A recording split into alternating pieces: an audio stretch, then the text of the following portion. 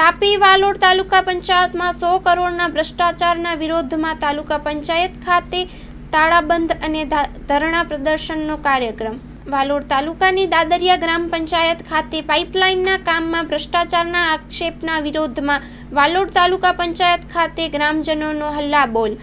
જે પાઇપલાઇનના કામો અંગે ભ્રષ્ટાચારની ફરિયાદ કરવામાં આવી હતી તે જ કામોને અચાનક રાત્રિના સમય દરમિયાન કોઈને પણ જાણ કર્યા વગર કરવા જતાં ગ્રામજનોને જાણ થાય એ કામગીરી અટકાવવી। કામોને અચાનક રાત્રિના સમય દરમિયાન કોઈને પણ જાણ કર્યા વગર કરવા જતાં ગ્રામજનોને જાણ થતાં એ કામગીરી અટકાવી।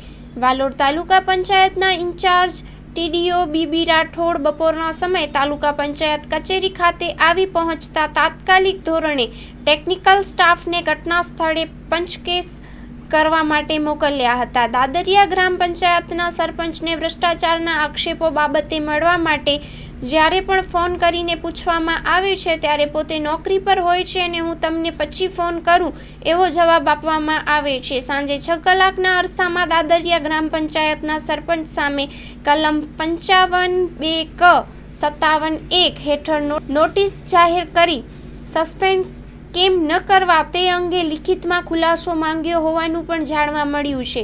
દાદરિયા ગ્રામ પંચાયતના તલાટીની બદલી કરવામાં આવતા એ ફલિત થાય છે કે ગ્રામ પંચાયતમાં ભ્રષ્ટાચાર તો થયો જ હોય એવું લાગી રહ્યું છે।